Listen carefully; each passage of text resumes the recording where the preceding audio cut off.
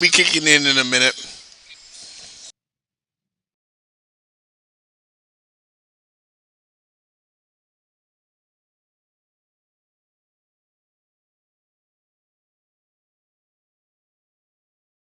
From novice to aficionado, find yourself here.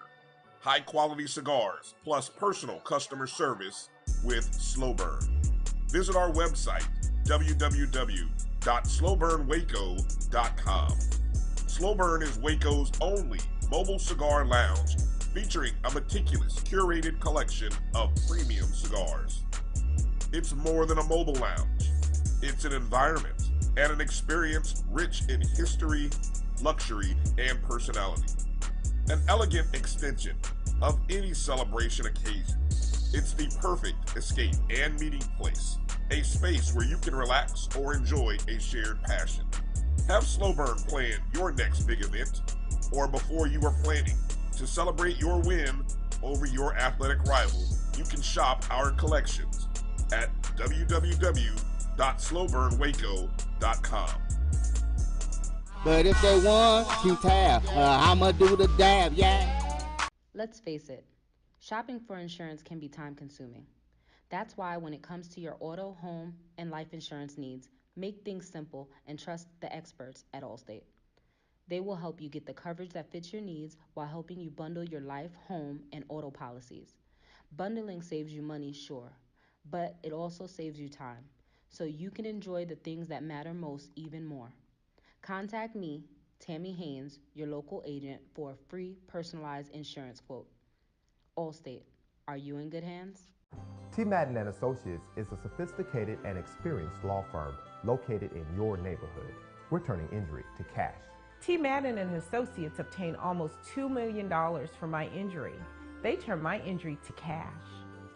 Now, we can't guarantee how much your injury is worth, but we've recovered millions for our clients. Call T. Madden and Associates at 833-PAID-123. That's 833-PAID-123. If you think all pads are exactly the same, think again.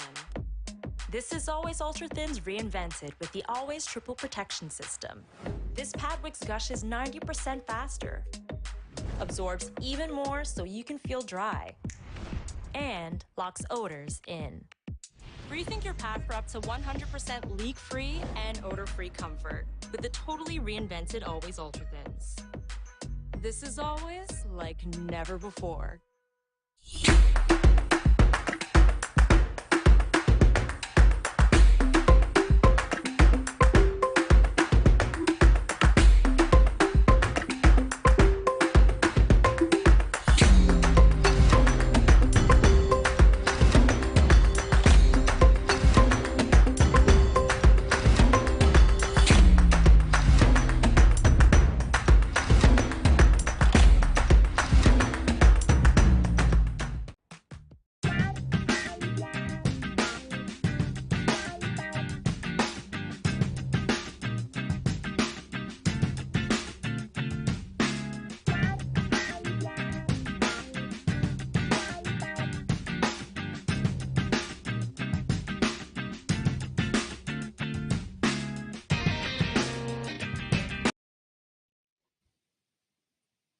Bam!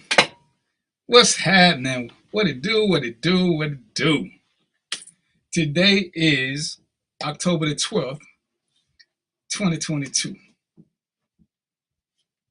This is Random Thoughts with DVP. I'm your host, DVP. I'm glad you're taking time out of your busy day to join me as we have some uncomfortable conversations, some random conversations, and just share a thought or three. First, I want to just say in my monologue, we get caught up in so many things. What's going on, Gayla? You know you're on the wrong page. Come on over to Random Thoughts, Gayla. You know the deal. Random Thoughts. Don't act. We get caught up in so much, and we want to be so liked and so in the loop that if people don't agree with us, we tend to start getting offensive overly defensive, and we resort to name calling. Well, we need to start addressing these actions and being a little true to thine own self for the good of the collective. And we can be better off. There is no need to just keep being, what's a good word? Bitchy and whiny for no reason. Everybody wants to be that high quality individual that they think they are, even if they aren't. We're not built to accept the fact that we may be not everybody's cup of tea, it seems. We get offended easily when we're not somebody's cup of tea. We feel the need to tell them what they're missing if we're not their cup of tea. That is kind of insane to me, because guess what? We're just not everybody's cup of tea. There's no shame in that. So let's get beyond that and get into the depths of what's going on, along with these pseudo names that we need to make ourselves feel better. I'm all about enlightenment. I'm all about building oneself up. But what I'm not about is just saying dumb shit to say dumb shit. We overhype ourselves, and then we complain about how we can't get nothing done. So the battle is actually amongst us. Either we have the power to change or we don't. Either we have the power to influence something or we don't. Either we can be whatever we want to be if we put our minds to it, or we don't. We can't keep having both ways and then getting upset because somebody takes one way from you. But did they actually take it, or did we just give it away through foolishness and fuckery? So I'm listening, I'm watching the things that we say and do. And one of the things that we talk about a lot is about the conditions of the Black community. The conditions. Why ain't the hood like it used to be? And then I watch us say how much money we spend, all the billions of dollars that we spend doing this and doing that. And I'm watching people post about simple things like, I went to the Louis Vuitton store and the lady act like I couldn't afford it, so I bought it to show her I could. Makes no sense to me. But the money that you spend on a Louis Vuitton store, because Louis Vuitton ain't in your neighborhood. You couldn't have spent some of that money in your neighborhood to keep a business thriving. See, some of our neighborhoods look like war zones simply because we don't support new businesses. So they get a spot supposedly to help the community, but the community doesn't support them. So now there's just another vacant building and another vacant building and another vacant building. All the while we're spending money. Just not with us, but not where we all go somewhere else. And don't get it twisted now. I get it. You know, sometimes you want to shop what a good fit is, but you cannot complain about you not supporting your neighborhood. Because do I believe that I was groomed by society and TV to glorify, choose sexuality at a young age? Mimi, I believe that our society, our children are being groomed by everybody but parents. We too much to them without conversation. And then it's easy to be absent and claim you're doing so much, but you're not doing anything to instruct your kids or to help develop them. When they watch reality TV, when they watch dumbness, do you converse with them about what they saw and whether it's real or fake or how plausible it is? That's something that we don't want to do. It's part of the uncomfortable conversation that most parents don't want to address, because we all want to feel like we're doing our best, and some of us may be. But what does the James Ingram song say? Sometimes my best ain't good enough. So then somebody else is raising our children, and they don't get to be children. Parents are asking too much from their children because the litany and as opposed to addressing those reasons and coming up with solutions, we just come up with more blame. One of the processes for this show, one of the marching orders is I can give you guys a ton of problems, but if I don't come up with solutions, then I ain't doing nothing different than nobody else. I'm just bitching and whining for no reason. What's going on, QP? So that's where this has to change. At some point, we have to come up with solutions, and we have to have a multitude of solutions, because there is no one solution that's going to work for everybody. That's part of our downfall. People want to give one solution and it worked for them, but does it work for me? And if you only give me one and it doesn't work, what do I do next other than give up?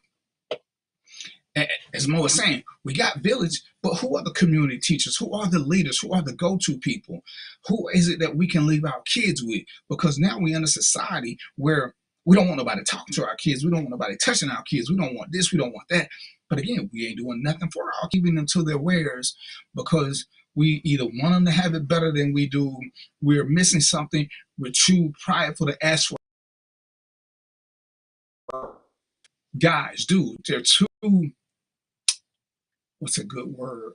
I want to say unstable to accept the reality of what it is they're doing. All this becomes one blame game after another, after another, after another, thereby ensuring nothing's done. Nothing. Because we're too busy complaining about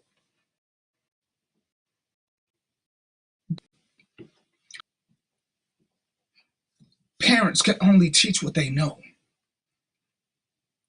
All parents, there's no parenting class to take before you get pregnant. So some people have parents. Some people become parents. They don't have the proper skills. Their pride won't let them reach out. Their pride won't let other people step in for them. Pride is respectful to the community leaders and the teachers and the role models, whether it's by choice or by proxy.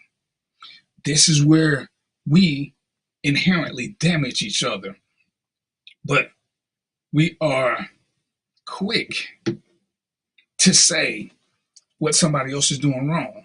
But the problem is never within. When I did a show about absentee fathers, and I got kickback from the guys. Absentee doesn't mean you're not a good dad. Absentee, by its very definition, means you don't live at home with your child. But because we want to give everything a definition and we take everything as an assault, we can't hear the message. Because I was an absentee parent. Lots of men that I know who are good fathers are absentee because they live somewhere else. It's not that big a deal. But absentee, I ain't absent. Look at the definition. So when we do this, we put too much of the onus on our children to be adults because we can't properly adult them.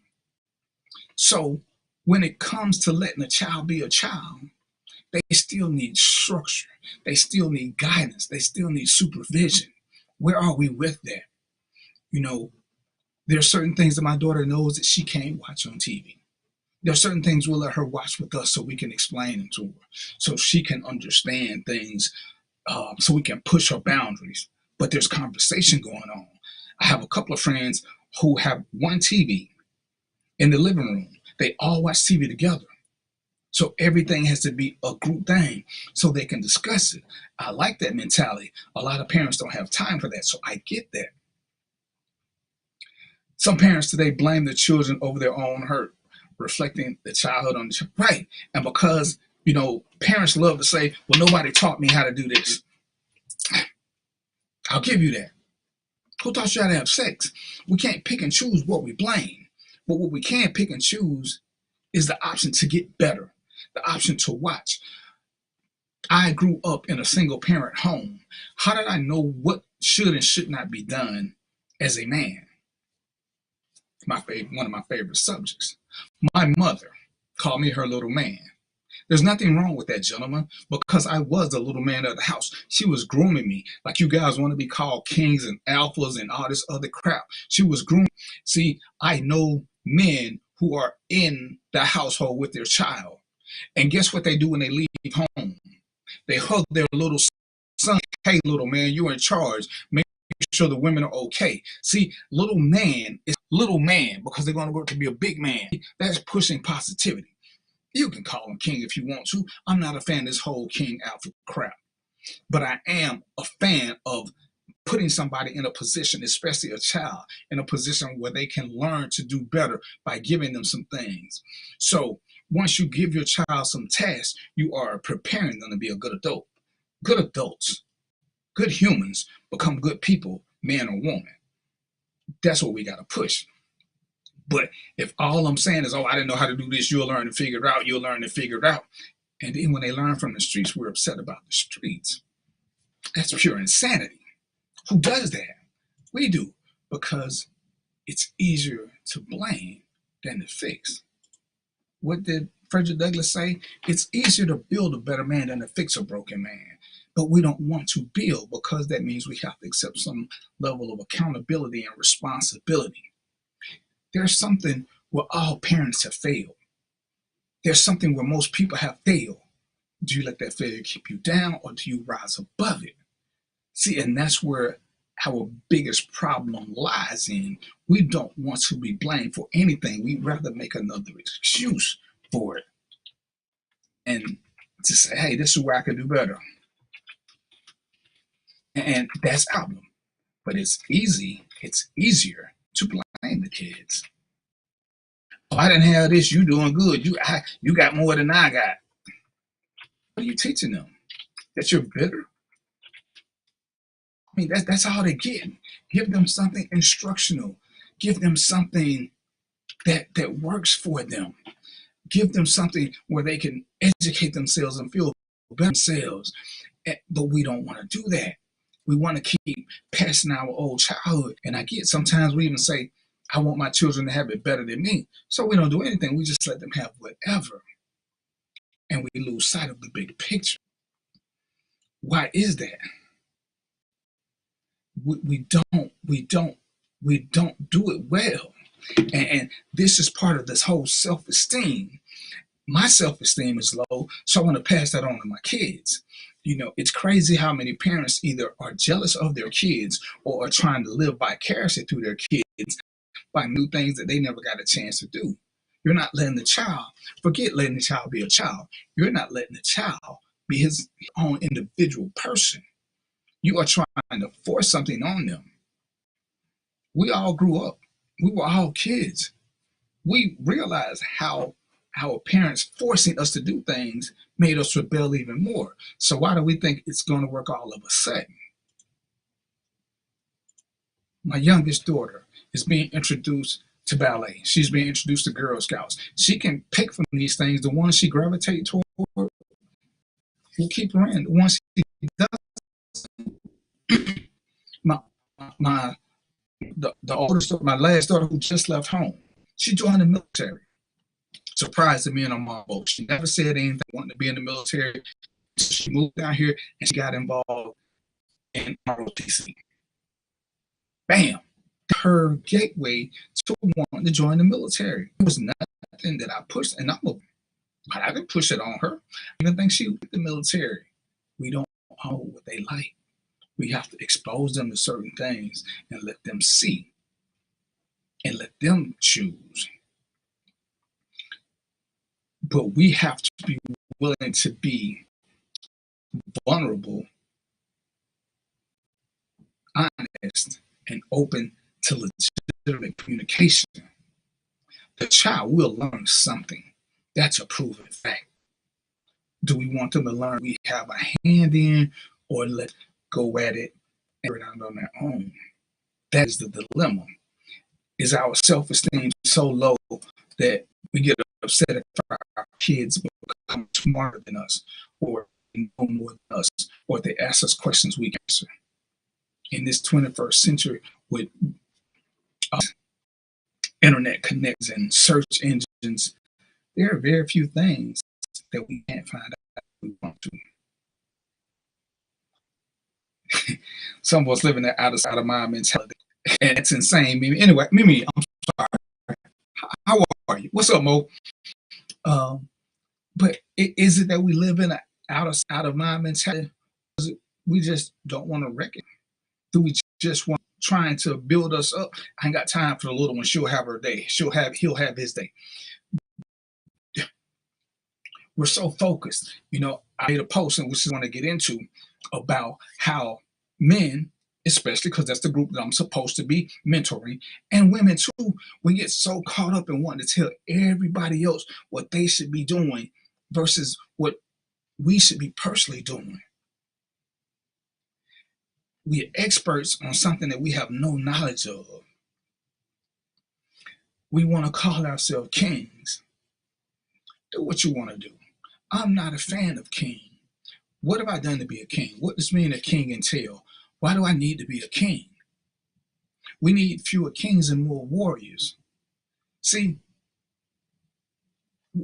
without that, what are we missing out on a lot? Men want to proclaim themselves to be alphas, having no clue what alpha means, but they give themselves a definition and they like it, so they self-proclaim it. It makes them feel better. Nobody else is saying this about them. Nobody else is following them. Nobody else is following their lead. Nobody else is looking up to them. But it feels good because I'm a king. See, Mo, who should be here with me, but that's a whole nother subject. Mo I know is a good man. He is a man of the house. That's what most of us grow up to want to be, is a good man. I don't remember any of my elders or the village telling me about my kinghood or growing up to be a king and this royalty BS. Be a good person. Be a good human. Be a man that you want your son to be. Be the man that you want your daughter to look for in other men. Be a king. Make your daughter look for a king. But if a woman says, a little man in the house, we got dudes getting upset. He ain't no man, he your son. He is a little man. Because that's what we call little bit progressive, because we notoriously don't like the boy work. What's the problem with that? Push activity in the right direction. I hear this whole thing about where we come from. Everybody couldn't have been a king, and that's okay. But we don't want to accept that because we want to be held to a higher standard that we have not worked for or even earned. See, I do this show. Because Roy, the producer and the owner of my JBN, asked me. Roy is partly a lot responsible for me being here. I accept that. Roy helped make this what I am. I help Roy in turn by helping make JBN a better network, by giving quality show, hopefully. Yes, so I can stand behind that. But there are people who follow me, who like, share what I put out there. This ain't about me promoting me. This is about people saying yay or nay. This is about me having open communication, comfortable conversations, with saying things that they may not even agree with me on. And that, hey, now with every person who disagrees with me, every person, every good person, Mo, Antoinette, even you, Mimi, I'm not sure where you're from, but welcome to the show. If they can disagree and give me a viable, an alternative solution, that's good for the collective, because everybody cannot follow the same path that DVP followed. Mo has a path. Antoinette has a path. Mimi has a path. So if we can all share our paths, some is going to gravitate to one of these options.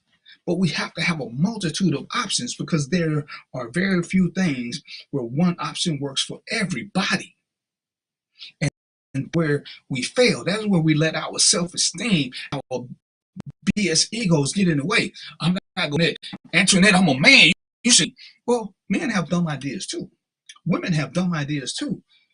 It's okay to have a dumb idea. Sometimes we don't know they're dumb until we hear other ideas. But what we have to do is be open to better ideas. How many times have any of us been around a child, someone who is younger than us, who is not even a teenager, come up with an idea that was better than ours? And that's okay. That's okay. We have to be open to the fact that we don't know everything. We shouldn't know everything, and there are other people who do, and it is not insulting to us. But we don't want the accountability and responsibility. We just want to be leaders either by sex or by age, but not by deed. We want to be called these things, but not by deed. We just want to be called them because it makes us feel good. Hello, Queen Antoinette. What has she done to be a queen? Not knocking her. And like I said, if that's what people want to do, I ain't knocking them. I just don't go for it. It's just not my thing. And I'm so glad that a lot of women don't want to be called queen because it's given out so freely. No benefit to it. The benefit is being called a good person. The benefit is being said, is having people say, that's somebody I respect. But what do you call somebody who you respect?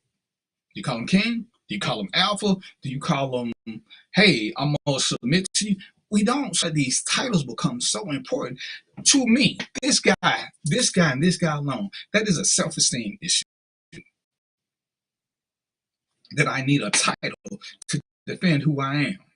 See, I'm one of them guys that I had to learn to accept it, and I'm fighting it, that if you introduce a child to me, meaning, and I'm not sure, I think you said you were 5, you know what, old school, you're going to say, hey, this is Mr. Bell.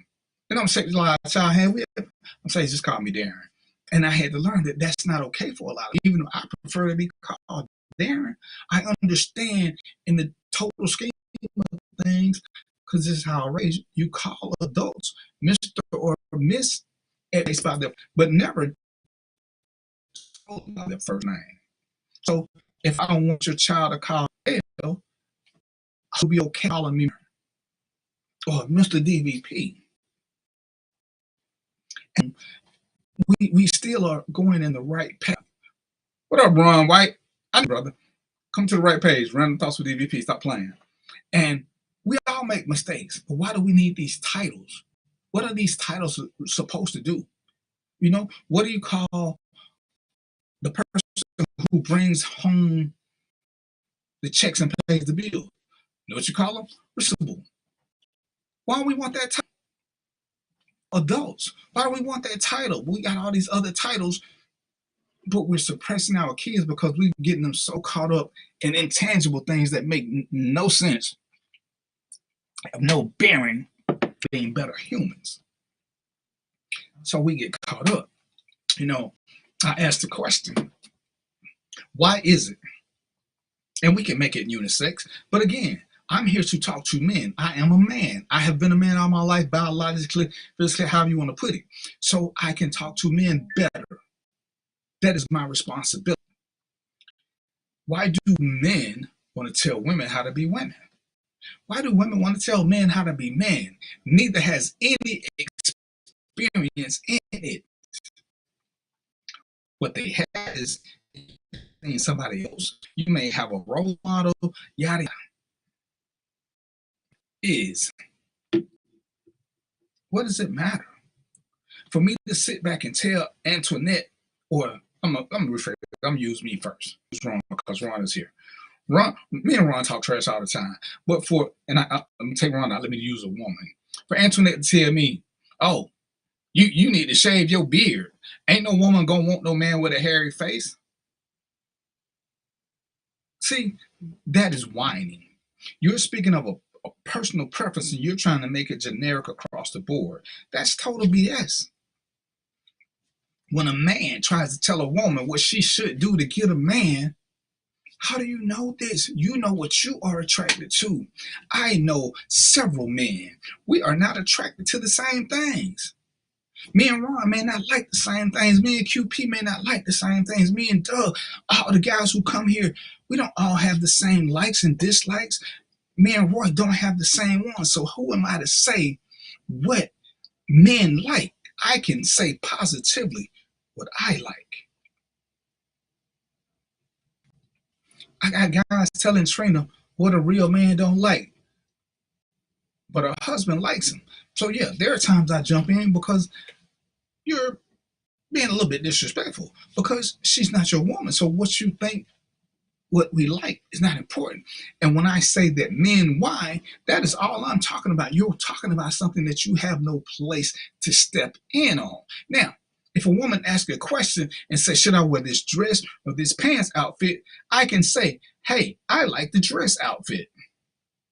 But it is irresponsible. It is presumptuous. It is arrogant of me to say, oh, real women gonna wear dresses on a date. I know plenty of guys who love women in pantsuits. I know plenty of guys who like to dress down and want a woman in jeans. As far as I know, they're real men. They got jobs, they got good credit, they just like what they like. This is where the whining comes in. We want to regulate somebody's behavior based on what we like versus the good of the collective. No, what that ain't even the question. The question is, and it's a crazy thing about it, Mimi, you can just make a post as a woman and say something, and then men want to tell you what you should be doing. They can only tell you what you should be doing for them. I can't tell you what you should do for another man. Should you wear your hair in a natural style, or should you wear braids, or should you get it, what do y'all call it, pressed? I don't know what y'all call it. But hey, I like women who have natural hair. I am a huge fan of women with locks. Every woman don't look good with locks. Some women look good with the straightened hair. Do what makes you feel better.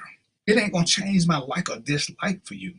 But for me to say that real men only like women with natural hair, I'm giving you my perspective and trying to validate it by saying that's what all men like, and that's BS. No more than you can tell me, Mimi, what all women like. Mimi is the expert on what Mimi likes. DVP is expert on what DVP likes. And hell, looking at some of these people in relationships or situationships, most time we ain't even sure what we like because we don't know. Say, when me and Roy, we did a couple of shows on preferences and priorities. Most people don't have preferences and priorities because they never thought about it. They were on the fly. But here we go. See, who cares? As long as whoever I'm trying to impress likes what I'm doing, why would I care what anybody else thinks? Why would I care? I like wearing suits. I like dressing up. Woman told me, oh, I can't go out with you every time you always dress yourself up. I can't keep up with you. It's not my job to convince her that she can. She removed. I let her. It's not my job to say, oh, yes, you can. I'm not that dude. If you already know what you cannot do or what you do not want to do, it's not up to me to try to change your mindset.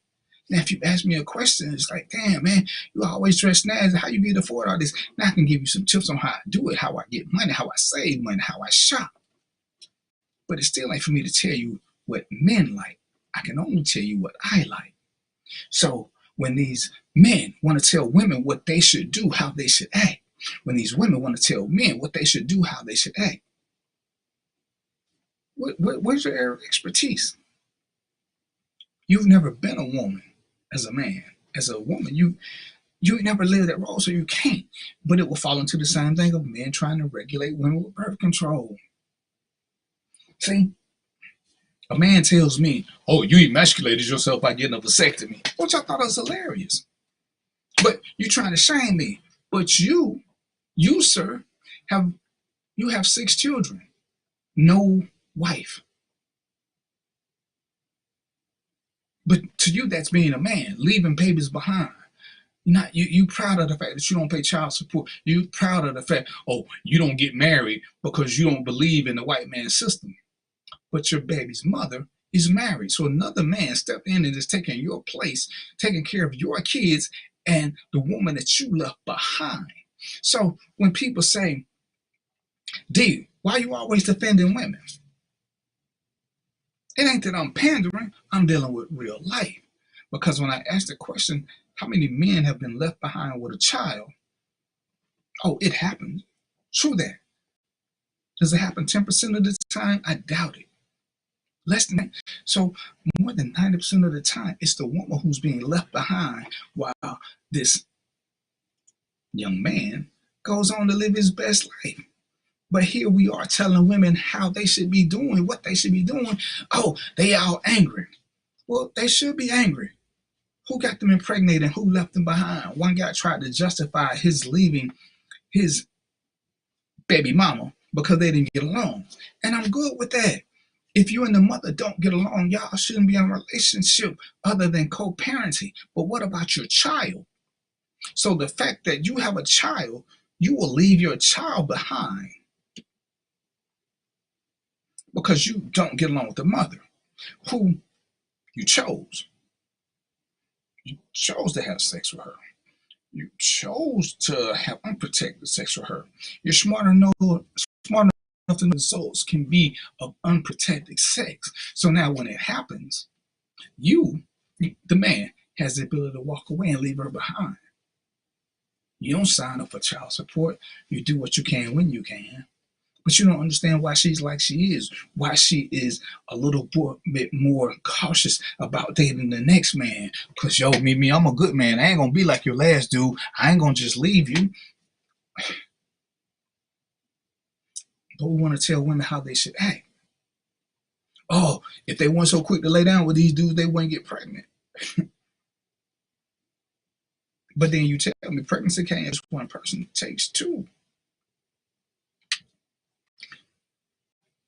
But you holler you're a good dude, you're a good dad, because you see your kids 4 days a month, maybe 5. And true, Amina, what we don't realize is we have freedom of speech. A lot of times we have freedom of choice. But what none of these equate to, none of these two things that we take for granted equate to is freedom of consequences. When you do things, there are consequences, good or bad. There are consequences. When we, men, choose to impregnate a woman, and because we don't get along with her, now we want to leave, studies show, reality shows, life shows that I can meet Amina, be like, yo, what's up, sister? And have a little conversation and the flow going. Amina heads. When I meet Amina, eventually she's going to tell me about these kids. When I go to see Amina, eventually I'm going to see evidence of these kids. They're probably going to have their own room. But Amina can come to my house as a typical male. I ain't talking about the kids. I probably ain't got no picture. Damn sure I ain't got no room set up for them. Amina may not know about the kids until she deep in a relationship or till we about to get married or something happens to the mother and I'm forced to take care of the kids. A man can lie about kids. Women very rarely lie. The guy says, oh man, these women be tricking us. How they trick you? How she trick you into having a baby? How she trick you into taking care of a baby? I do know of one instance where we trick a man into take a baby and even believe in his is. I do know why.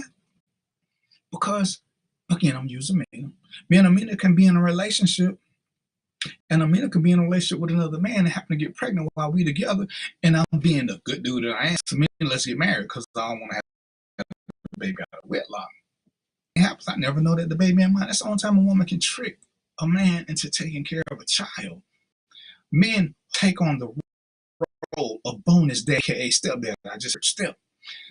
9 times out of 9, they know that the woman has children. They know. Not tricked into being stepdad, but men will try to shame women into thinking that because they have a child, because they have children, they are lesser.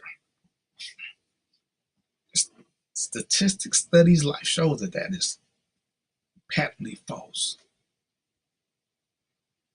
Now, but yeah, some women won't date a man with kids. Okay, so if you got kids and you meet a woman who won't date a woman with kids, why are you still pushing up on her? Let her ride. Why would I date a woman who don't like a man with beards? What am I trying to press upon her? And then when I do this and I give her all this and it still don't work out, I ain't gonna do nothing but talk bad about her. But she told me up front she didn't like my type. but I'm going to change your mind. This is both sexes. Both sexes do it, but my issue is with men. Why is your issue with men, DVP? Because I scour the internet. I'm in too many groups. I'm in too many associations. I got too many pages. I got too many friends. I got a whole show page. I get to ask questions. I've been waiting for men to tell me on these posts, ask for permission, but they ask to be followed. And we'll cry about the same issue. Women want to be equal. Okay, ask them where they want to be equal. I'm 57. I've dated quite a bit of my life. I've never had who told me equal at home. And I've dated women who made more than me. Most of them, and I've dated some powerhouse women. They bosses at work. Most of them don't want to be a boss when they come home. Most men are not bosses at work. So when they come home, don't earn to be in control. Can't get paid for you to let a man still be in control of finances. And me, Amina, just a couple of, what you gonna do? Are you gonna keep listening to us about, oh, I forgot, or this, or that, or that? Yeah. See, take my role as head of household seriously. My role as man of the house seriously. Now, for shits and giggles, yeah, Antoinette, on a real level, will never be equal. Because equal, that means nobody can make the ultimate decision. I've earned the right to make the ultimate decisions. I've earned it. I've proven that. See, and that's where I take my role seriously. Because I'm not going to ask you to follow me. I'm not going to ask you to let me do this. When you chew with me, it will be because I have made decisions that let you know it's okay to let your hair down. It's okay to take your cape off. You don't have to be superwoman at home unless I am sick. If I'm not sick, when I say I got you, I got you. When I say I got us, I got us. But I don't mind working to prove myself as a above average decision maker. That is me. For some women, that does not bode well. Guess what? I'm okay with that. It ain't for me to tell them to be shit. It ain't for me to tell them what they're not on. Antoinette wants to have equality. If she wants equality in the home, then all Antoinette has to do is find somebody who is okay with that, and then bam, that's it. Pick somebody who is compatible with you, not who is adversarial and try to make an adversarial relationship work when you know up front it is adversarial. It can be great, the conversations can be great, but the mentalities have to match for this to be sustainable. This has to match. Mimi says, I don't want to be equal. I want to be respected for what I bring to the table. Comfort, love, and nurturing, spiritual partner. And for me, that's what I want. Because, yes, I take my role seriously as a provider, as a fixer of problems. I don't want you to have to bear that burden. But that is who I am. Now, I know guys who live in 50-50 relationships and everybody's happy, but it's what they wanted to do. I'm not finna knock that woman. It ain't a bad hustle. But if that's what y'all want to do and that's what y'all agree to, that's what both of y'all been wanting all your life, that is fine. Antoinette likes this lifestyle. Antoinette says, hey, I don't believe in marriage. That is fine. So if she don't believe in marriage, who is it for anybody to tell her, you know, again, Antoinette, me, Antoinette, boyfriend and girlfriend, neither one of us believes in marriage. We just doing our cohabitation thing. We're doing great. Antoinette wants to buy me a car. Here comes me, oh, I ain't gonna buy no car for no man that ain't my husband. Well, Antoinette looking for a husband. She's not for a husband. So we interject on what are into other people's life. She didn't ask you what you would do. She just made a statement, a random post to because that's what she wanted to do on Facebook. See, title rated, which is why I'm such a non-fan of them, especially some of the titles that we garner and seek so much. See, if you don't want to be married, which is not a bad thing, I don't know a woman that doesn't want to be claimed in a relationship. No, I don't know too many women who don't want to be as a significant, whether it's wife, partner, whatever title it is that they choose. The two of them work out. Which one gives you the most feeling of accomplishment, of success, of respect? If you don't want to be married, then that's what you will be.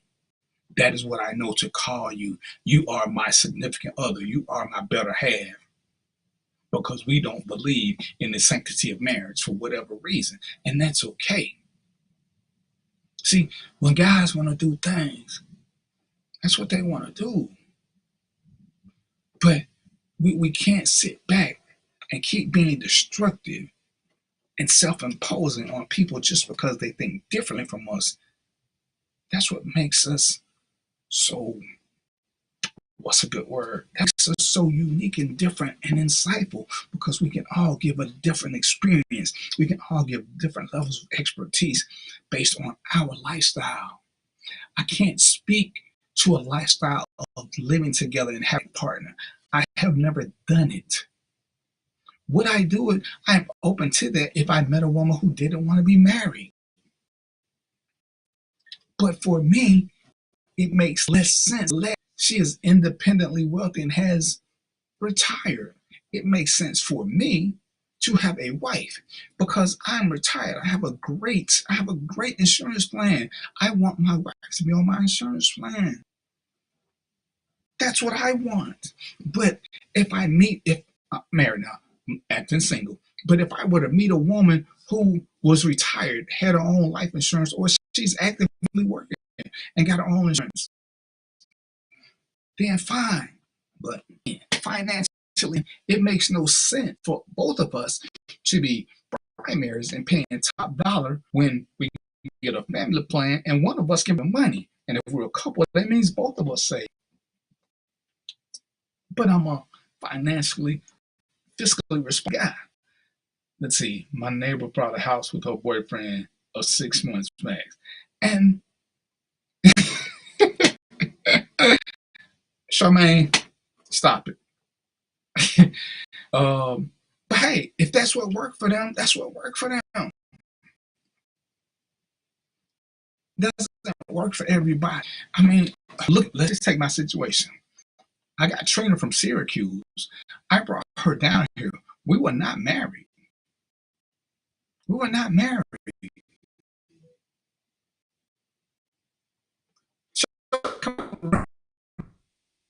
Come on. Oh, I didn't even say, let's put a ring on her. That was never our whole plan. We had a plan. But for everybody else who said we wouldn't do, that's on you, because saying this money, life is about taking chances, but it's about taking responsible chances, because you never know what's gonna be what. Let's see, taking care of each other is being able to govern yourself first. Know what works for you exactly. Making money may or may not be your way, but I want my partner to know that retirement is set. That's taking care of yourself and your partner, right? And that's why once I got this, I know when I find her, and I found her, I want her to enjoy these benefits. This is what I want. I don't want my wife, my significant other, to have to work for us to survive. That's my thought process. Would I say that should be the way for everybody? No. Would I tell women that? No. It works for me and mine. Mostly as I learned to be in charge, the breadwinner, the leader. When I finally figured relationships out, I realized I was taught wrong. Now we work as a team, and whoever has the skill to benefit the team is the one who takes the lead. And see, that's where when we look at these definitions, we don't understand that a true alpha, what up, Rob? A true alpha does not have to be in charge. If what's being needed is not in his wheelhouse, he'll let somebody else be in charge and be a great soldier. Alphas do not have to lead. If you look at the wolf pack that y'all love to talk about, you'll see that alphas are in the rear to make sure that everybody's safe. And these are the things. Hey, my partner Robert on the show, he got a show on Tuesdays, Overflow, the People Show. Check him out. See, this is self-esteem and ego kicking in. I'm not finna sit here and not talk about Robert having a show because it's competition. I could promote him like I could promote anybody. My ego ain't such that I ain't gonna say nothing. He got one. I ain't finna say nothing bad about it because it's a good show. I may joke with him about it, but publicly, I'm gonna push his show because he's a good dude doing good things. Has he made mistakes? Absolutely. But we have to own our mistakes. We have to own our mistakes. Just come on over to Random Thoughts with DVP. Charmaine. And that's it. And these are things that we have to be okay with doing versus always being controversial. You know, Robert has had me on his show to discuss things. Robert has people on his show to discuss things that he is not an expert at. See, that's growth. That's grown manism. You don't have to know everything, but you need to have access to it. This is where you put your ego to the side and say, hey, I ain't good at this, but let me find somebody who is. Exactly, Robert. In the lion kingdom, where there's another alpha male, the lion only comes for big animals and sex. The women do most of the hunting. The women take care of the kids. So most of the things that these men clamor for, they aren't good for relationships. They aren't good for relationships. So these single dudes love to tell women what they should do to be in a relationship. But what's your basis for this? What is your basis? Unless you are hunting her and trying to woo her, then how can you tell her what I like? Robert likes a girl. The girl asked me, what do you think I ought to do for Robert? Well, shit. First thing I'm going to tell you to do is maybe you should talk to him and see what he likes. Well, what do most men like? I don't know what most men like. In my entire 57 years of life, I have never, ever dated a man. Never, ever. Now, I've had plenty of conversations and I hear what they tell me. But guess what? How conversations are tainted. When we have conversations with people, nobody wants to be looked down on. Nobody wants to be frowned on or judged. And I can use Robert because he's my boy. But if Robert likes Peggy, Robert ain't going to tell me. His woman needs to ask to find a way he like. I can't tell you what Robert like. And this is where we got to step out of that realm of always wanting to tell people what they should or should not do. We don't know what is on the menu. We do know who ain't on the menu. It's us. Because if it was us, it was, and we would tell them. We need to define what the word relationship means. Right, but that's a personal conversation with you and your partner because it doesn't mean the same everything. What does being in a relationship mean? When do we accept monogamy? When do we not accept monogamy? These are uncomfortable conversations that we have to start having with people as we progress in relationships, because the lie we love to tell is everybody looking for their best friend. But when I ask the question, who has a best friend that they don't talk to? Nobody. But you got a husband or a wife or a significant other that you cannot talk to anything about. What is the purpose of having a friend that you share a bed with, that you are preparing to share the rest of your life with, but you have to censor your conversations?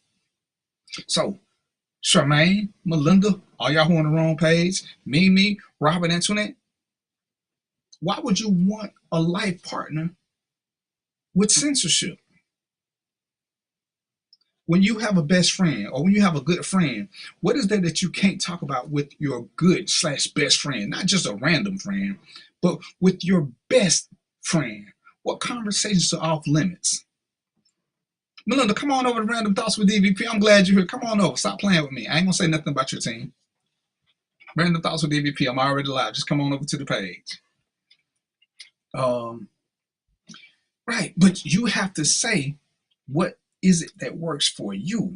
You can't let DVP tell you what works, because DVP is not part of the process that you're going through. And this is why we have to stop telling people what they have to do. That is, sorry again, insanity. But we keep doing it. Why? Because that's what we do.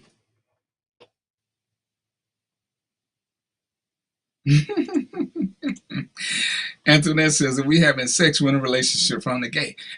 But see, again, that's one of them things that needs to be talked about. That's not the way everybody sees it.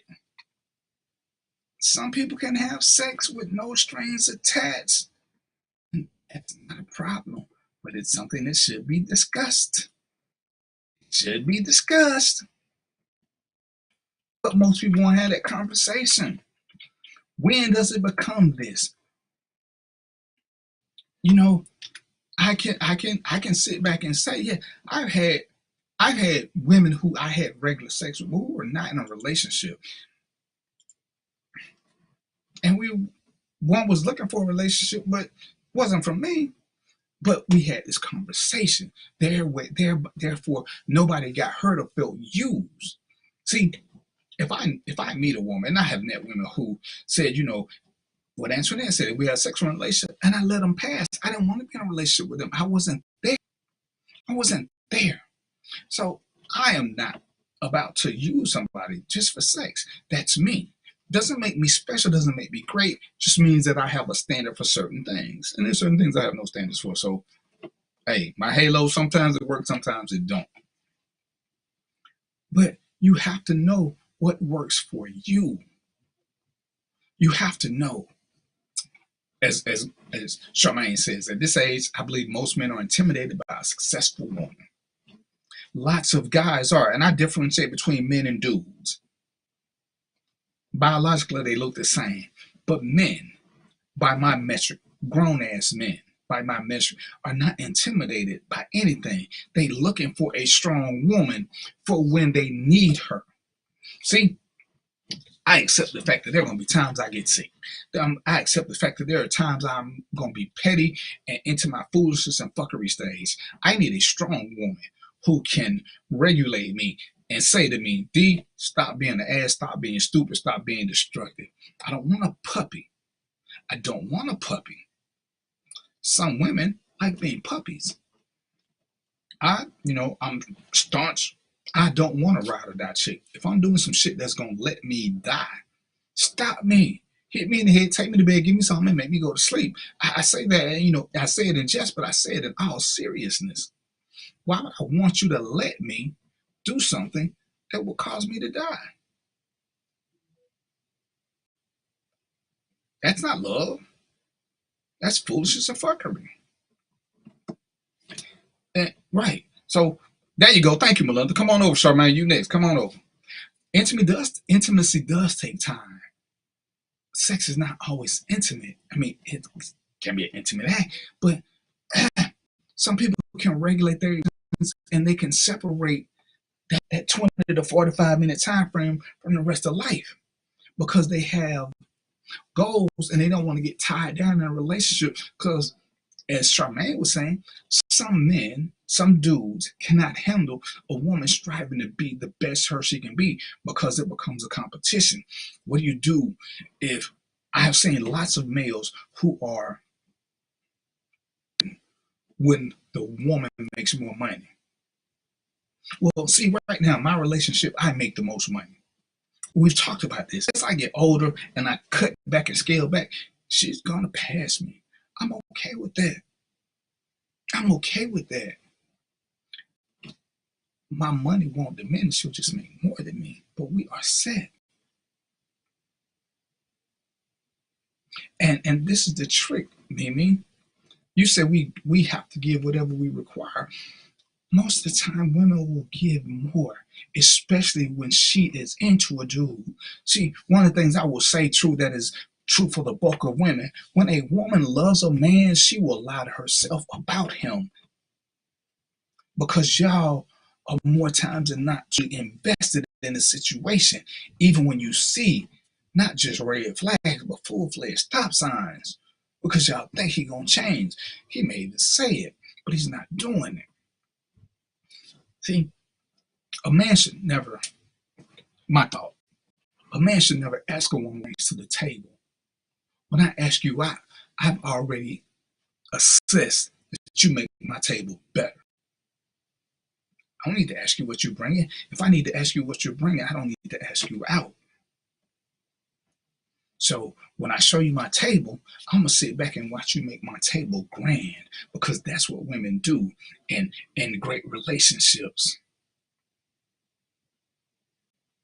See, one of the things, and I was talking to a couple of my men friends, we work, most of us. We become the primary breadwinners. But you know who plans the vacations?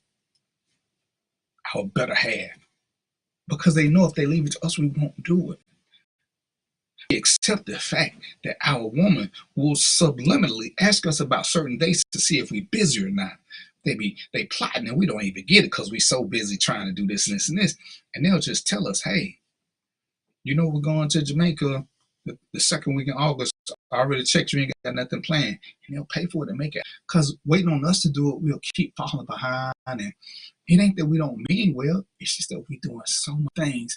There are things that most of us depend on our partner to do for us. We depend on it. We have faith in them. They got access to the money. Make it happen, Captain. Make it happen. Charmaine says, I'm good with, she good with me paying the bills. She gonna fall back and compromise, and she gonna pay for the trips. Even though I'm gonna let that happen either. She gonna have to plan.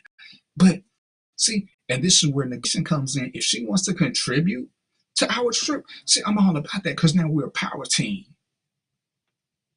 I'm gonna make sure that she has a way to save money. If I am the primary breadwinner, especially if it's by a substantial amount, that 50-50, which I hate, because 50-50 is not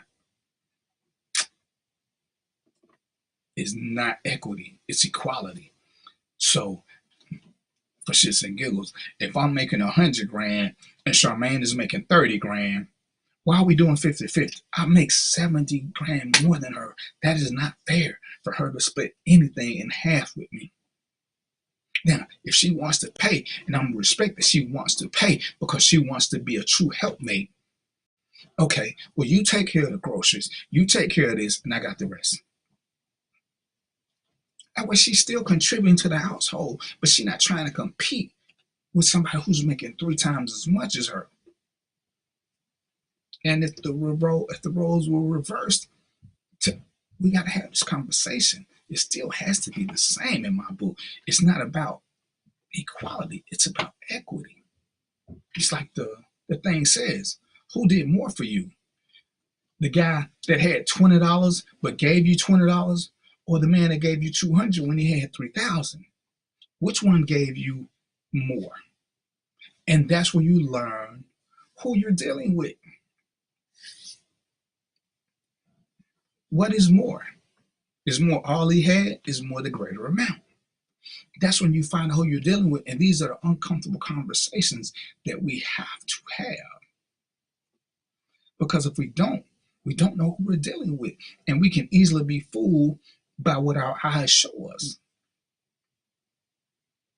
So when it's time to do this or that, as most of us, we still have to learn how to lead the right way.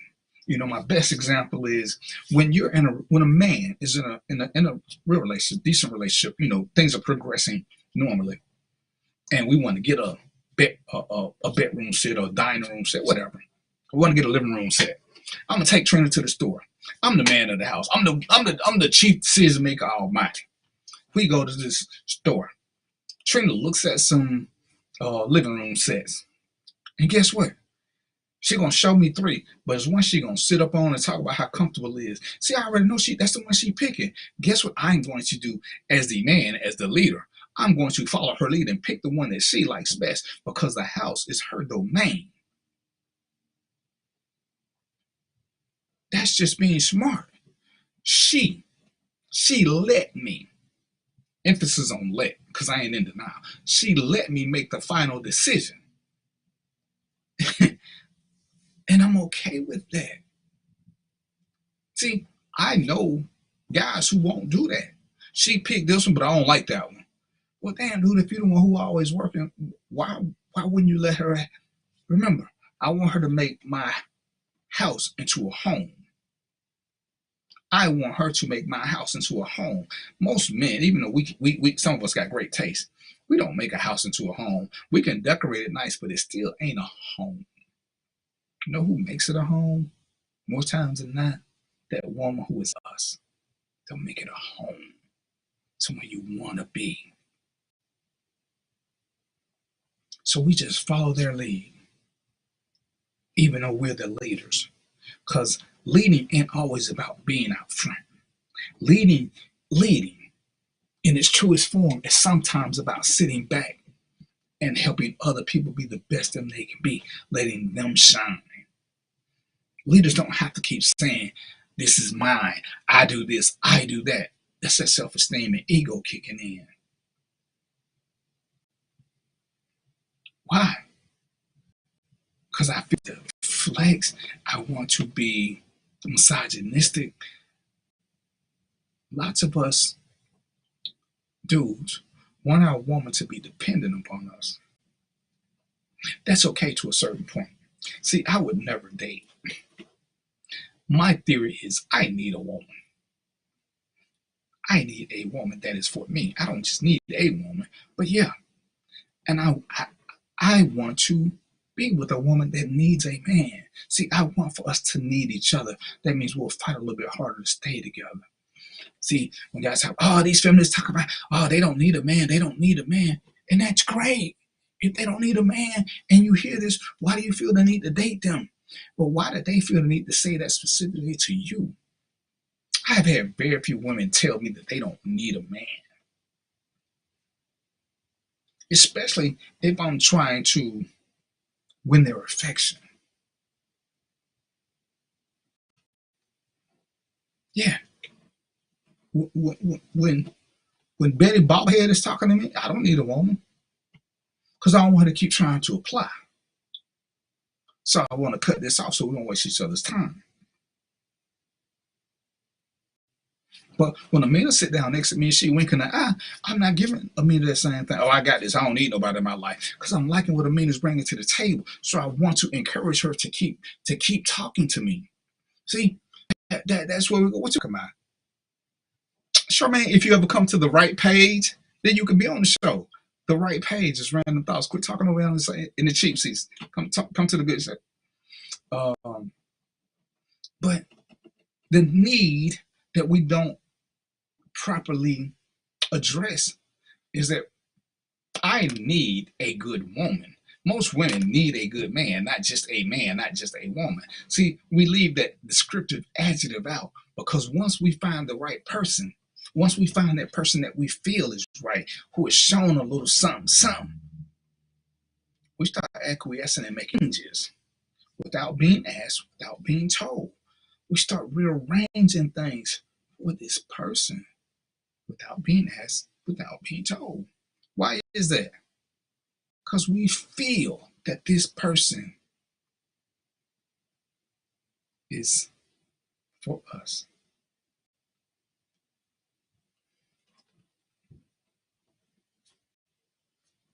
And this is what causes us to change and be different. And we see the progression. Now, sometimes we make mistakes, and that's okay. That's what life is. You only improve by making mistakes and knowing what you did wrong, so you know what to start cutting out in your decision-making process. Early in life, what do? A lot of what we choose is purely visual. Purely visual. As we get older, looks still matter, but not as much as they were in our 20s. Now we're looking for a little bit of compatibility, some conversation, some what else can we do other than look at each other and have sex all day, every day? Because now we're thinking more about money, more about trips and travel. Our priorities ain't changed. They just got redistributed so that the number is different. What used to be number one now is number 4. Still on the list, just not number 1. See, I've learned in my old age, I could never be with a woman where we weren't comfortable doing nothing together. If I've always got to be trying to impress her, that's an issue. We should just be able to sit back on a Saturday, Sunday, Tuesday, whatever, and just lay in each other's arms and chill, watch TV if we want to, whatever, but do nothing. If that's not there, then I already know. Winner, chicken dinner, she is not a keeper. What's up, Ari? But these are the things that in my 20s, I didn't think that. In my early 30s, I didn't think that. But we can't let self-esteem and ego get in the way. It affects everything from being a good parent, being a good partner, being a good business person. If everything has to be about me succeeding. Robert has a show I already told you guys about. If Robert's show does well, then I do well, simply because I know Robert. When my friends do well, I do well. You know, I post on Tuesdays and Fridays when I'm at work about people who I know who are great at something, because that's one of the things I want to do. And I keep saying, you know, we got to help make our friends millionaires. We got to quit making millionaires millions while we shit on our friends. DJ Raglan has a show that's going to come on right after mine. What is it again? Is it Tea Time with D and somebody else? This is where we promote each other. D is a woman. She's no threat to me that I can't talk about and give her shout outs. This is the insane part where we let ego and arrogance and self-esteem get in the way. Why are you promoting these people? Why are you promoting this? Why are you promoting that? Don't cost me nothing. It's goodwill. I'm a good human. Just happen to be a man, which makes me a good human man. But why wouldn't I promote them? Why wouldn't I? Man, Antoinette done argued on the show. She done dismissed me. She quit me for Roy and quit Roy and came back to me. And we still good because it's all in good fun, because this is what we can do. So check out Tea Time with Sam and DJ Raglan at 8 o'clock, right?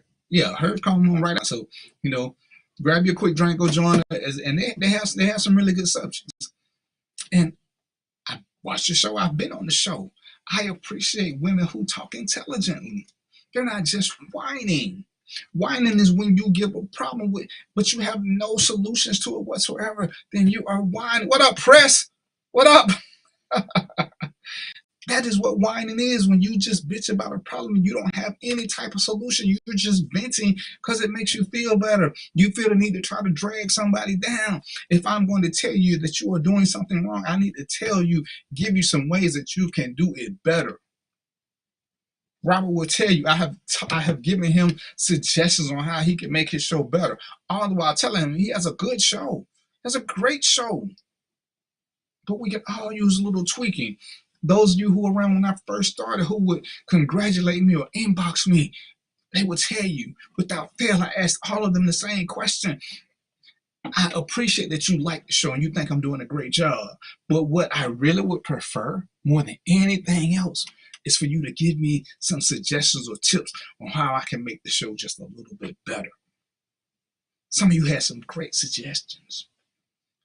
But I'm not going to sit here and rest on the fact that I got X amount of people following me, X amount of people watching the show, X amount of people sharing it. That doesn't make me better. When y'all show up, I try to speak to y'all. See, to me, that makes this a home show. I try to speak to everybody as they come in. Sometimes y'all typing too fast, but I'm trying. It gives you a homey feeling. You know, when they ask me why I don't use other streams, some of the other streams don't let you interact with me like this. I don't like them like that. I like to interact with people who want to say something to me. If Roy wasn't busy today doing something else, we would have the phone line up. But we're going to have the phone line back so you guys can call in. I extend the invitation to everybody. If you want to talk about something that you are passionate about, inbox me. Be a guest on the show. Let me be a true host and ask you questions. I don't know that everything. Everything is not passionate to guess. When people say, hey man, can you do a show about this? When I did the show for mothers, been a mother, I don't know nothing about what it's like for a mother raising a girl. 3 women on here to talk about it, ask them questions. I cannot answer those questions because my audience is women, and that was a question they kept asking me. So I went out and found some women who could tell you how they cross certain bridges, how they bridge the gaps, how they did the communication. How do you have the conversation with sex about them? How do you have this conversation?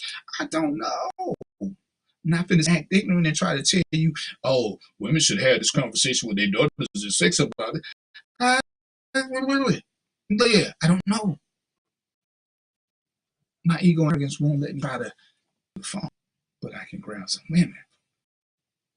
Speaking of, I am doing a show and I need some single women. So inbox me because there's some things that I need for single women to say explicitly. Because you'll talk to me and I can tell people this is what you say, but I need for y'all to say it for yourself. And Mimi, I'm a fan of being asked questions, whether it's here or if you inbox me about a show you want to do, because I want to talk about things that you want to talk about. You know, yeah, the show is called Random Thoughts with DVP, and a lot of time it is about me. What you raise your hand for, Charmaine? If you don't come over to the right page, everybody else made it. Melinda made it. Come on over. Press, come over to Random Thoughts with DVP. But if you got questions, just ask them. Mo doesn't have kids. Talk about raising boys because he can still be a mentor. You don't have to be something to have questions about something. It may be something you can, whatever. Shoot me an inbox. We will work toward it. Because again, sometimes I don't know what it is you want to talk about. Sometimes I'm being honest, I don't even know the topic of the show till the show begins and people hit me with stuff. That's when it comes up. But this is my question. This is my question. I got a few people here. I made a post, and guys mostly took it the wrong way. Because again, I'm not about bitching without a solution. Your preferences are your preferences. Until you ask me certain questions, some stuff I just look at and laugh and keep it moving. Ladies, have you ever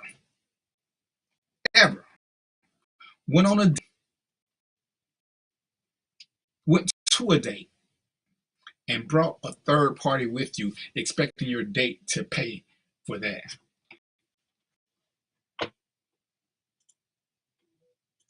Fellas, has a woman ever showed up with a date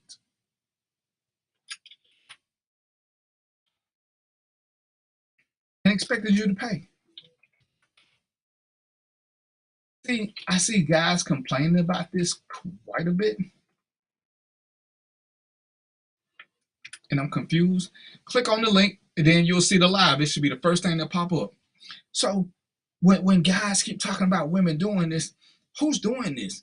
You know, and then, you know, one guy showed me a bunch of TikTok videos. We know TikTok videos are for likes because they get paid on that. Who is it in real life? Let's do this in real life. Tell me somebody who you know that has experienced this. If you ain't experienced yourself, ladies and gentlemen, have y'all ever heard of it happening? And I'm sure it's happened. I had 4 people that happened to them. I'm sure it happens. But is it a frequent thing? But I'm watching guys complain about going on a date with women who just want this. They entered us. How did you enter you? Because you spend all your time texting. See, these have been around for a minute.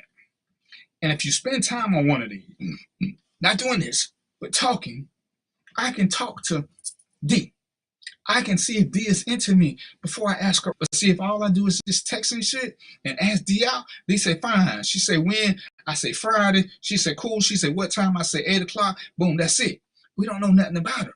D accept a date to eat. Nothing else. Nothing else. So what is she? There you go, Charmaine. Where is she? What is she compelled to do? Oh, these women be accepting dates. They're not even into the guy. Well, you never asked her that. You asked her if she wanted. She said yes. But had you spent time talking to her, you would have knew whether or not she was into you, because a conversation would have lent itself to that. But we don't want to talk. We don't want to talk. So if you don't want to talk, who is there to be mad at? Who is there to be mad at?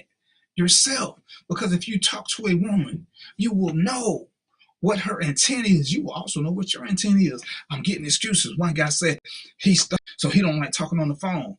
So, ladies, if you are texting with this guy he asked you about, I don't know how y'all got to this phone number, to know that he stutters before the date as opposed to learning at the date.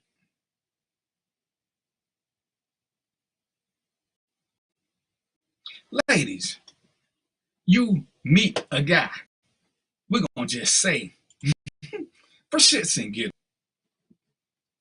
y'all see me. I'm looking like I look. We even have a few little conversations. We show up at the date and you find out that I'm missing a leg. Isn't that something that you would have liked to have known before you came to the date, that I was missing a leg? You know, that may be a deal breaker for you, but it might not be. But wouldn't you rather know that before the date? Because between that and I'm showing you what you want to see. Ladies, do we not men, do we not like to ask you for body pictures because we want to make sure that you look like we see with the headshot? We do. We see the cute face. We need to know, is a cute face to way too much? But our conversations, these things never happen. So I don't want to have a conversation because I don't want you to know who I am. I want you to meet me in the side, in the flesh. Then I'm mad when you see something, but this ain't what you signed up for. I've never dated a woman who stutters. Is it a deal breaker? I don't know, but it would be awkward to find out she stutters at the date. Because now I got to change my listening pattern. Had I knew she stuttered prior to, I would know how to listen to her. I wouldn't feel the need to make that face. Because I know. Who ain't got flaws though, Charmaine? But some flaws, especially if they are physical, they should be noted before the date if y'all ain't had a chance to interact.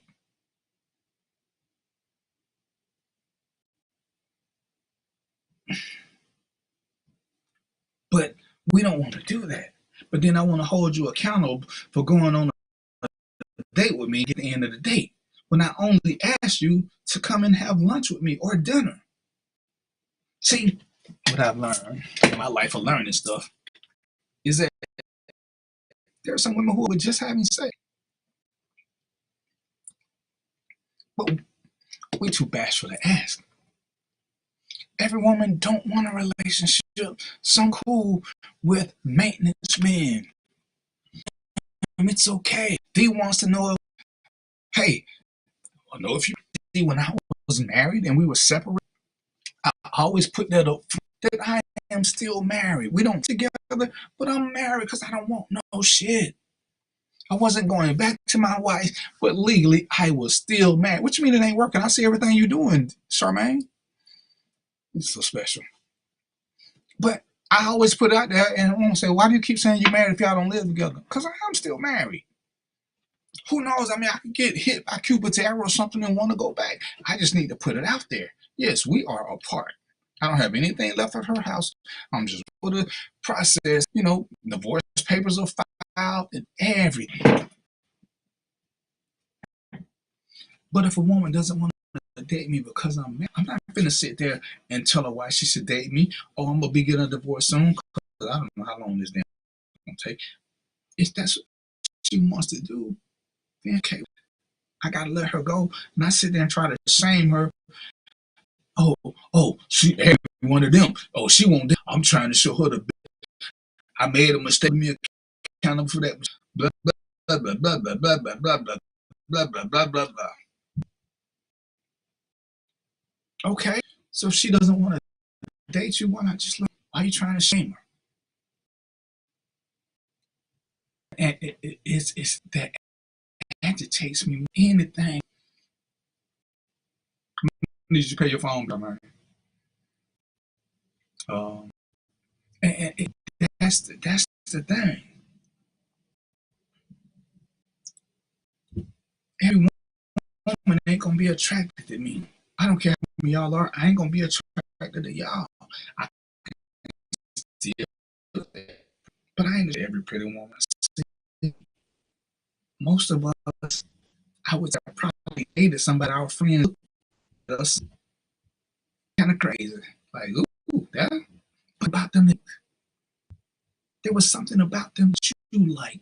They might matter what your friends thought. Like, they didn't have to go out.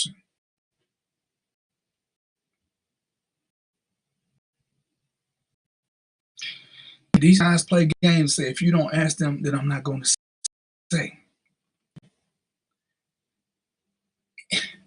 A lie, because I had to look it up. It's not, and I'm gonna say this, and this is just for me.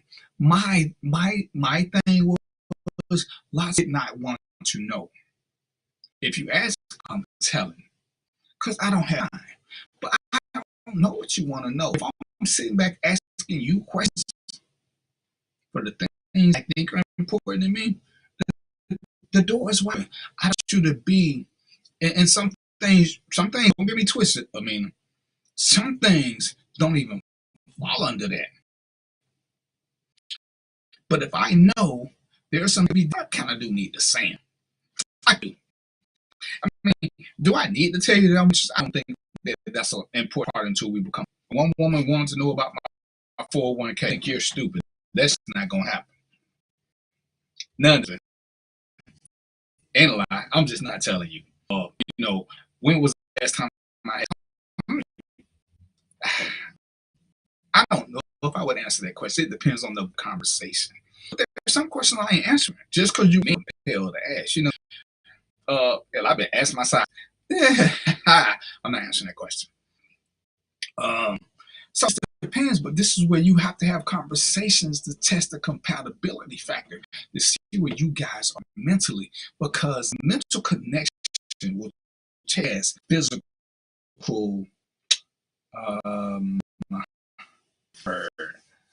physical limitations.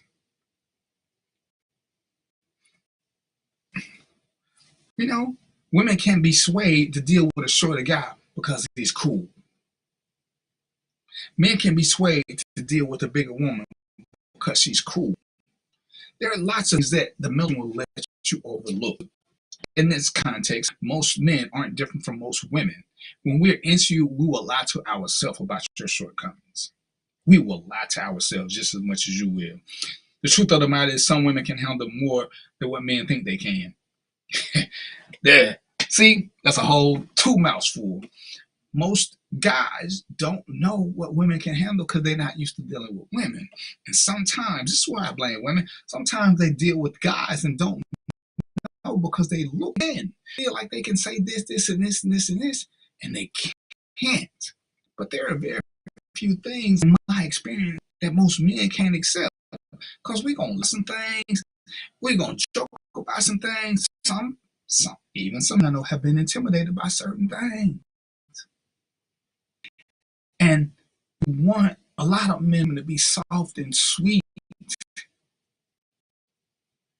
You're accountable for that.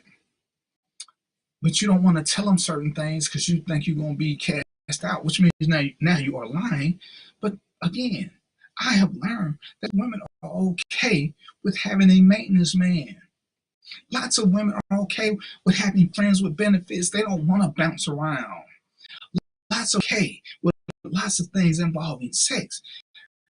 We love to lie about women in sexuality because it makes us feel better and it gives us something to hold. Because if D tells me she got benefits, Now I her and say shit about the streets because, oh, ain't no real woman just gonna be sleeping. She ain't got no man. She gonna be doing this, whatever. Because it makes me feel better. But when D asks me, do I sleep with women I'm not involved in? Oh, that's different.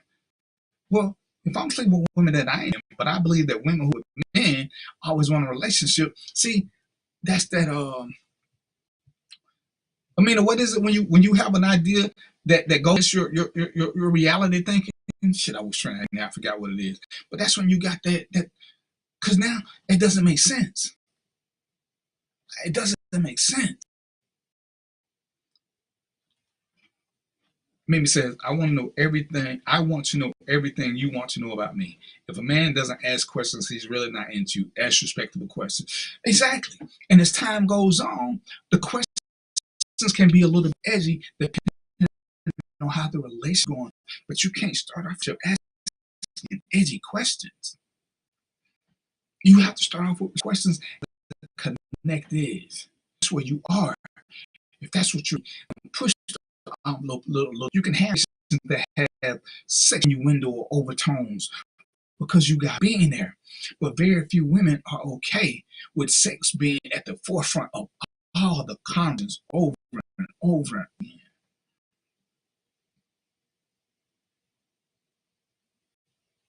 But lots of women are okay with their sexuality. And Lord forbid, y'all have expectations. Oh my goodness. God forbid y'all truly know what good sex is. Oh my God. Because if we ain't good in the bed, which is one of our biggest vices and hang-ups, we don't want no directions. We don't want this. We don't want that. I've been doing this for years. Ain't nobody never complained. But ain't nobody coming back either. But we don't see that. But some women know what they want. You would think in a vacuum that would work for you. You ain't got to work as hard as she can tell you what she wants. Play. You ain't got it. And guess wrong. That's just my thoughts. But it becomes, again, about where does your secret lie? Women are okay with having casual conversations about sex when it's appropriate. But it ain't appropriate at the first date. It ain't appropriate at the first call. Unless you already know she's about that life. This is where you got to pay attention. Bro, I said, tell me what you like, then let me experiment. You know? But see, even with that mentality, and this is one of the things I talk about, Mimi can tell me what she likes, because she's had it with other guys. Mimi can tell me what she thinks she doesn't like, and it might be because somebody didn't do it right. So we have to be able to have uncomfortable conversations later on when we get to a point when we are building something and we decide we want to push this envelope a little bit further and further and further. Now we can have these conversations. Now into this, did you not like it because they didn't do it right? Trying to make some things that I never thought I would eat. The person who made them prior to her did a shitty job. So I've learned to keep saying what I don't like, unless it's something I just know personally I don't like. It don't matter who does it. I'm not eating squash. I don't care who does it. I'm not eating chitlins. I don't care who there's a certain I'm not doing. But when it comes to certain other things, is it that I don't like it? Or was it that whoever I was doing it with wasn't doing it right?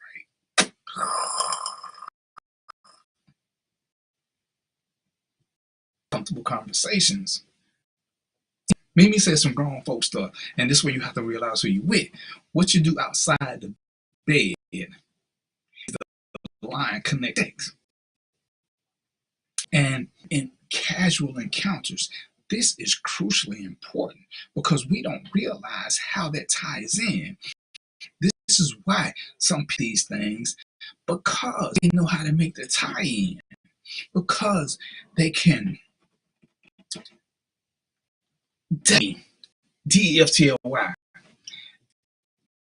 cross that gap and that woman feel like objectified or she's being for her goodies. But it's that mental connection that counts more than anything. Because once you seduce her mind, the body's already willing. You don't have to be that good no more. You try to seduce her body mind, you have on your A player. So y'all, because some of y'all are outspoken. Y'all not being quiet, and it's maybe next time you'll do better. But I ain't supposed to say that part. Maybe some men don't know how to communicate what they want to say. We have to pull it out of them sometimes. If you don't get the answers you're looking for, then you have to make the best decision for you. When her and her husband started dating, I asked him all kind of, he answered. But some of those questions. But then I'm gonna tell you this: some of them we have to think about because nobody ever asked us. One of the biggest problems that me and Trina had initially is, in my people, was never asked a lot of questions. So I was overly critical because I felt like most women and use me for a toy. I feel like most women, even guys, really want to know me. So I kept a lot of things to myself. When she started asking me questions, I couldn't answer because I wasn't used to being asked these questions. Nobody cared about what I wanted, what made me feel better. I knew what they wanted. I knew better, but they never asked me about mine. I thought that was the norm until I started dealing with other people, specifically my wife.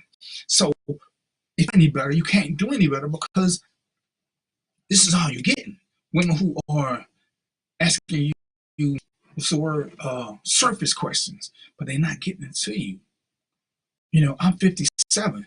First girl I dated who knew about my depression. First one. They asked me questions about it. I was depressed probably 5, 6, 12 relationships ago. Nobody ever asked me about, if they asked, they was, as soon as I said one word, they was on to the next subject.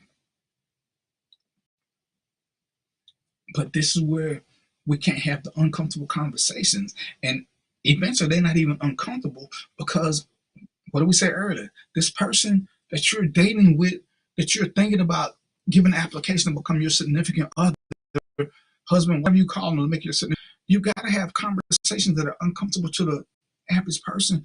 But this is about a friendship. What is it that we cannot discuss with true friends, best friends, great friends, the besties? What conversation is off limits if we're being honest? Most women I know, hell, most dudes I know, they share some intimate conversations about intimacy in their life. That's what friends are for. Man, I can't believe Shawty did this. Oh my God, she had my toes curling. Blah, blah, blah. But I can't say this to the woman in my life. I can't tell life experiences because, what bestie has ever said about nothing in your life before me? Who does that?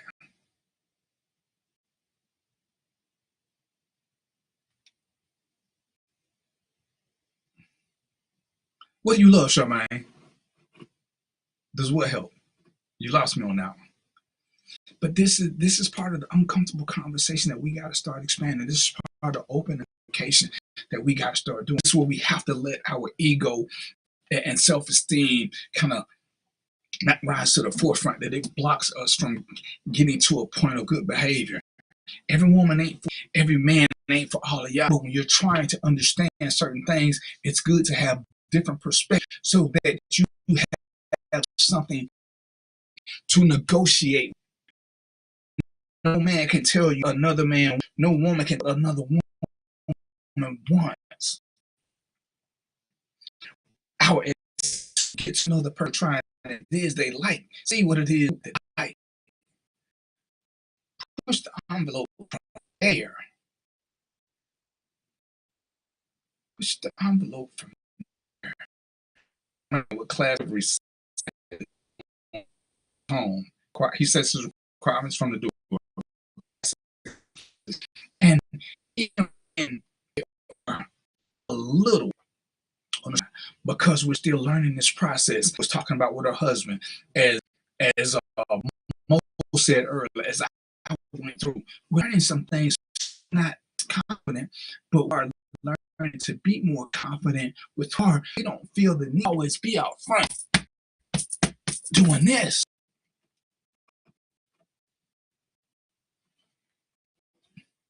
We don't do that. We can sit know who we are and sit in silence and let the room, while we're still the host of the show. Most women, lots of women, I've dated women, when they respect a man, when they man,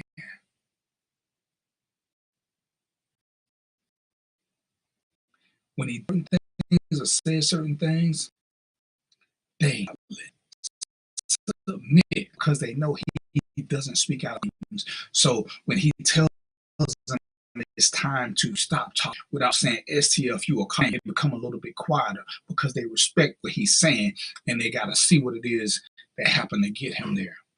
They don't feel the need to jump up in defiance because he's not usually a disrespectful type of guy. Charmaine says, I noticed that the first date you do not open my, it's one of my pet peeves. If we won't do the simple, free things, what makes you think we're going to step up and do things that require more energy? Opening a door is 6 to 15 seconds out of my life. But that whole opening the door thing has lost many a woman a second date with me because, yo, I don't need you to open my door. Oh, I ain't finna argue with them. I'm not. In my world, you will never be my queen because you don't know how to be treated good. It's a simple gesture. All it requires is a thank you and give me your hand when you get out the car. All that back talking saying about that life. But you're telling me that you can handle what I'm bringing to you. So there's only how to force this on you. If you sit back and be the woman I desire and let me open doors for you, sure, I don't have a desire for you. Unless it's just going to be a naked party kind of thing. There is no future for us over something so simple. It's the little count. We always say it's the little thing count. See, if we're having a conversation and you never smile at me, it's the little things that count. Every time we talk, all I get is the resting bitch face. See, I'm going to become more and more quiet. I already don't talk a lot. Well, if I see that, there's no reason for me to talk.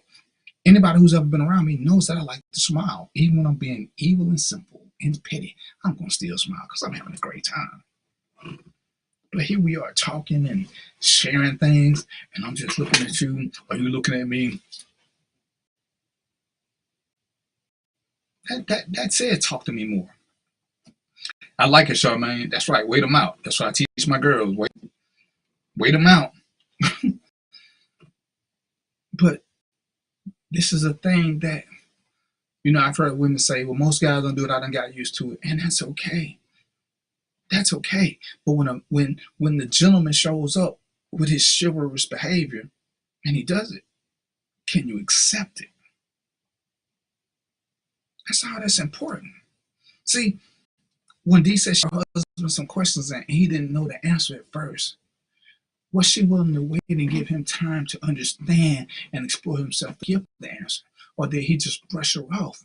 See, are you open to change? If you're not open to change, then, keep it moving. This is where we have to start learning the process. This is where we have to let go of this arrogance, this egoism that drives us to being perpetual losers, to where we're resentful of anybody in a relationship, to all we talk about, I would never do that. When you ain't in a position, so who cares? Again, there are a lot of women who, if I told you I was coming to get you and bring you back to Georgia, y'all ain't coming without a ring or a definite whatever, and nothing is definite. Everybody can change their mind. Trina took a chance. She jumped in the U-Haul with her 2 girls and her furniture. Me and my brother, we drove back down here. Man, I would have never did that. He could have did this. Whatever. If all you dwell on is worst case scenario, why are you with somebody? The question about taking somebody on a date with you. If you think that the person you're going on a date with is going to harm you, why are you even going out with them if that's the thought process you have to the point that you need to bring somebody with you? What's that? Listen to your senses telling you not go. You are afraid of this person. They give you the creeps to the pack that you are thinking that you need backup. Don't go. I don't want to admit. Don't go. Because I dated, there are few who ever knew where I lived because I did not want them at my house. Don't know you like that until we reach a certain. You don't need to be in my truly personal space. We can meet somewhere. I make enough money. We can get a hotel. We can go to your house. I'm making sure the doors are locked. But I'm not just finna have you, and I'm okay if you tell me to come to your house. You know me, I'm okay with that process. But if I need to bring security with me, then why am I there? If I think Mimi is going to hit me on the head or try to rob me, why am I dating? Why am I pursuing her? Why are we even having conversation? We can't have good sex, so I'm steady looking over my shoulder. So what's the point? There is nothing for me to win by being scared. Now, yeah, something can always happen, yada, yada, yada, and blah, blah, blah, blah. It's a conversation. Get to know people. Find out about them. That's the purpose of apps on your phone. Life 360. Glimpse. You can let people know where you at. You can check in with your friends. It ain't that hard. But to bring somebody, I ain't about that life. And I think it's insanity. But ladies, as I'm getting close to that hour, and this is my advice for the bulk of you guys. Yes, ask the questions. Ask the questions. Especially if you're into the dude, ask the harder questions, how much he's willing to give of himself. If he's being a little too secretive, when you ask specific questions, find out why. Is it because this is new to him, or is it because he truly don't want you to? I mean, when I didn't say certain things that they want about me, I thought nobody cared. So it kind of caught me off questions. I was told, oh, it's this. Oh, it should just mean I thought you didn't care. Before, when people were talking to me, is it if you don't tell me that you make a great dinner, is that a lie because you omitted it? Would you eat? No, it's just whoever asked you that. So, and I ain't trying to make excuses. I'm just trying to say this is why, for some people, we are not open. You know, there are. It ain't as bad now. What I'm understanding, that men couldn't change because women would prejudge them. Yeah, I'm not a big fan of telling you who died in my life and shedding a tear. No. You don't need to know all that shit. Right now, this is just a getting to know you phase. This is topical stuff. How's a conversation?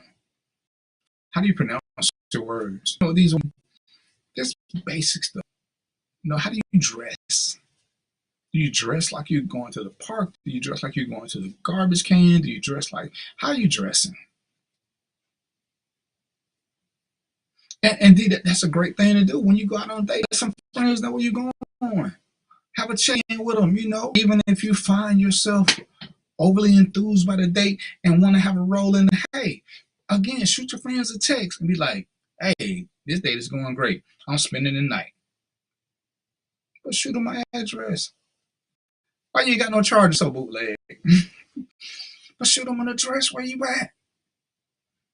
I did it. I'm a man. I'm a man who could fight. I'm a man who had a pistol. But that don't mean I can't get tricked. I can't get caught slipping. Sometimes do what they do. Hormones is worse than alcohol. Hormones miss things you would have normally seen. But it's okay.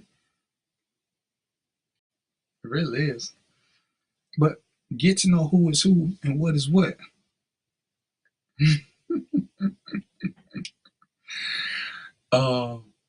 And go from there. But don't be afraid of uncomfortable conversation with somebody that you want to truly get to know. Truly. If you don't, keep them in that little category wherever you got them. Ladies, don't let nobody show you being them. Be you. If you want to be a serial dater, be a serial. Let nobody tell you something wrong with it. If you only want to date one person at a time, guess what? Date one person at a time. Some of y'all members ain't good to 3 people. Some of y'all members are great. Do what works for you. If you want to try the other way, try it. But I tell you, that's what you got to do. You know what works best for you. Enjoy your life.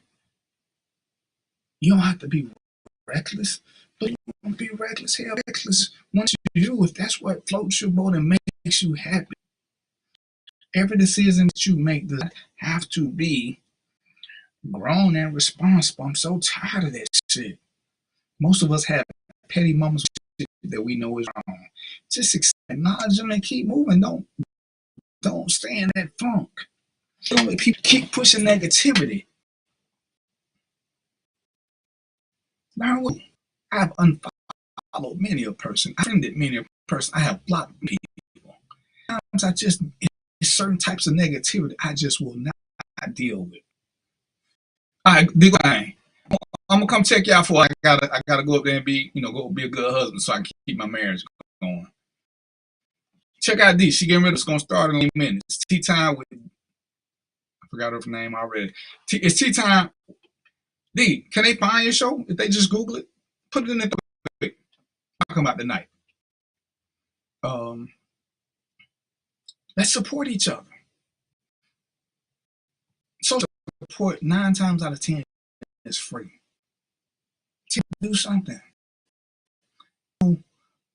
I saw somebody complaining because and didn't show up. Life happens. They supported you financially. They couldn't show up. Sometimes it happens. Don't complain.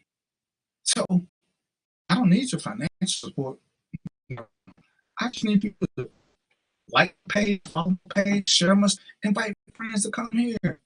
All I need is 10 seconds of time. It's all I want from you. If no one ever comes to you gotta be busy. That's what I'm saying. It's good to let you be your motivators. I don't pay them a lot of attention, but I got people who how horrible the guy, was cussing at me last week. The show is called Random Thoughts for DVP. You get to sit with me, you can discuss, but ain't none of this person on everybody unless that's the purpose of the show. When I have the show and it's still like a pick up, this is why I don't let someone on the show become a contest. I want to prove that they're smarter than me. Educated by that, understanding things other than them want. So you wrong. This is not that show. This ain't a contest. He got to talk out of letting it be private. So, but she starts in about 10 minutes. What you talking about? I pushed this show by Roy. Go for a man promoting another man and making him do better. When I left for Pastures, Roy still was a fan of the show. Even though he wasn't producing it, he still check in from time to time. I came back. Welcome me warms. No hard feelings, no crazy time. There was no need for it. No need for it. going, I still just so grumpy old whenever I woke and had. Everything doesn't have to be a bad competition. Sometimes competition is a good thing. You know, these just started. There's gonna come a point when these got a show running. We're gonna start having competition to see who get the most views, and the most comments, and the most shares. See, the other two excited, not push to get better, to get better. I saw your picture. What you sent me? Okay. No.